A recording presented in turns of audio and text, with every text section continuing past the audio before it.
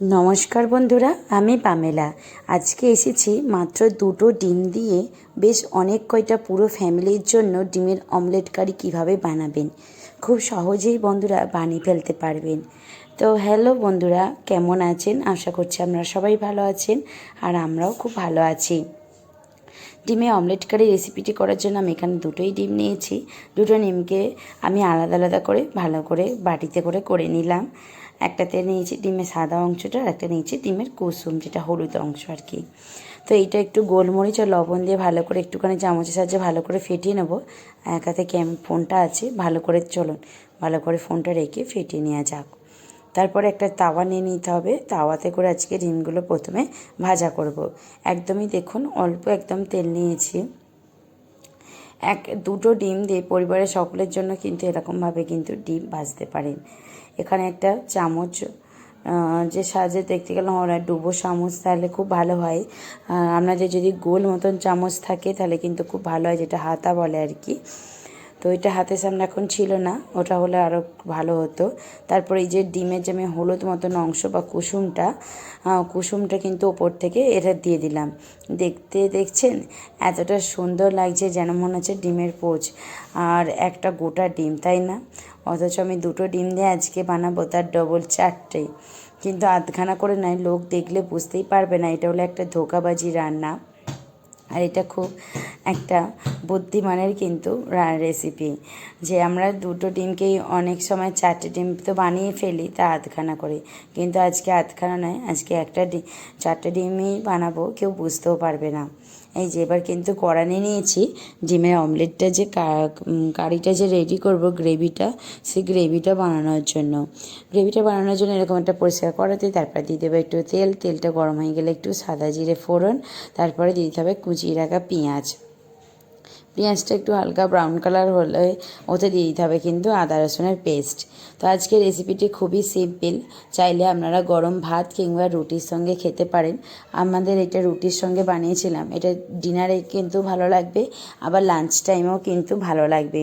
আবার স্কুলে কিন্তু বড়মশাইরা যখন টিফিন নিয়ে যায় তখন কিন্তু এটা একটু শর্টকাট রেসিপি, এইটাও কিন্তু বানিয়ে দিলে কম খরচাতেই কিন্তু সকালবেলার রেসিপিটা কিন্তু একদম পুরো টিফিনটা সারা হয়ে যায়। তো এইটা দিয়ে চাইলে আপনারা সকালবেলায় রুটির সাথে এটা কিন্তু অমলেট কারিটা করে খেতে পারেন, আবার অথবা দুপুরবেলা কিংবা রাতের বেলাতেও খেতে পারেন। পেঁয়াজটা একটু ব্রাউন করে ভাজা হয়ে যাওয়ার পরে এতে দিয়ে দিলাম কিন্তু আদা রসুনের বাটা। তো আদা রসুন বাটাটা দিয়ে ভালো করে কিন্তু ভেজে নিচ্ছি। আদা রসুন বাটা দিয়ে ভেজে নেওয়া বলতে 1 মিনিটের মতো নাড়াচাড়া করবো, তাতে একটা আদা রসুনের দেখবে নাকে একটা স্মেল আসবে। তো তারপরে দিয়ে দিতে হবে কিন্তু টমেটো, না এলেও চলবে, কিন্তু বন্ধুরা 1 মিনিটের বেশি আদা ভাজলে কিন্তু রেসিপিটা ভালো লাগবে না, তেতো লাগে।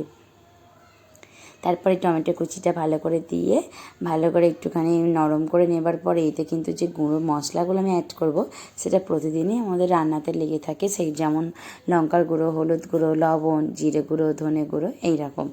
তো আমি এখানে গোটা তো জিরে ব্যবহার করেছি, ওই জন্য আর জিরে গুঁড়োটা দিলাম না, ওই জন্য আমি কিন্তু ধনিয়া গুঁড়োটাই দিয়েছি। আর তারপরে হলুদ গুঁড়ো, লঙ্কার গুঁড়ো এইগুলো দিলাম। জিরে গুঁড়োটা লাস্টে একটুখানি সামান্য আর কি দিলাম, দেখতেই পেলেন।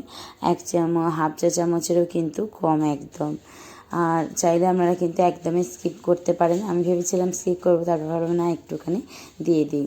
জিরে গুঁড়ো, ধনে গুঁড়ো দুটো বেশ একসাথে পড়লে একটা খুব সুন্দর স্মেল আসে, যার জন্য কিন্তু এগুলো দেয়া। এগুলো কিন্তু বাজার থেকে আমাদের জিরে গুঁড়োগুলো কেনা নয়, আমরা ওই যে করি না, গোটা জিরে কিনে নিয়ে আসি, তারপরে এসে এরকমভাবে মিক্সারের সাহায্যে গুঁড়িয়ে নিই।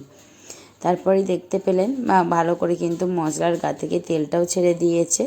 এবার কিন্তু পরিমাণ মতন জল দেবো, বেশি জল দেবো না, পরিমাণ মতন জলটা দিয়ে ফুটিয়ে ডিমের অমলেটগুলো কিন্তু ভেজে রাখা অমলেটগুলো দিয়ে দেবো। চাইলে আপনারা কিন্তু রান্নাটা এক্ষুনি বন্ধুরা বানিয়ে ফেলতে পারেন, আর এই দেখতেও কিন্তু খুব সুন্দর লাগে, খুব সুন্দর দেখতে লাগে। দেখুন এবার ঝোলটা ফুটে উঠলে দিয়ে দেবো ভেজে রাখা ডিমগুলো। তো দুটো ডিম দিয়ে দেখুন কেউ বুঝতেই পারবে না, পরিবারের সকলে, যে এইটা কারসাজি বা একটু ধোঁকাবাজি করে কিন্তু রেসিপিটা আমার করা আছে বলে। সব অমলেটগুলো দিয়ে দেওয়া হলো। তারপরে এবার 2 মিনিট মতন চাপা দিয়ে রেখে দেবো, যাতে ডিমের ভেতরে কিন্তু ভালো করে ঝোলটা আর কি ঢুকে যায়, আর ডিমগুলো প্রত্যেকটা কামড়েতে যেন ঝোলটাও মুখে যায়, যার জন্য খেতেও কিন্তু অসম্ভব সুন্দর লাগবে। তো এইটা গরম গরম কিন্তু ভাত, ফ্রাইড রাইস অথবা কিন্তু বাগারা রাইস বা রুটির সঙ্গেও কিন্তু ফুলকো রুটির সাথে কিন্তু খুব ভালো যাবে। তো টাটা বন্ধুরা, আজকের মতন ভিডিওটা এইখানেই, দেখা হচ্ছে একটি নতুন রেসিপি নিয়ে। ওপর থেকে একটুখানি ধনে পাতা ছড়িয়ে, আর চাইলে গোটা গরম মশলাও দিতে পারেন, আমি এখানে আর দিলাম না। গোটা গরম মশলা দিয়ে ছড়িয়ে কিন্তু নামিয়ে নিতে পারেন এরকম ডিমের অমলেট কারি রেসিপি। গোটা গরম মশলা দিলাম না, কারণ আজকে একটা দিদিভাই এসেছে আমাদের বাড়িতে, তো গরম মশলাটা বললো খাবে না, বেশি রিচ, শরীর ভালো নয় বলে, তাই জন্য আর কি।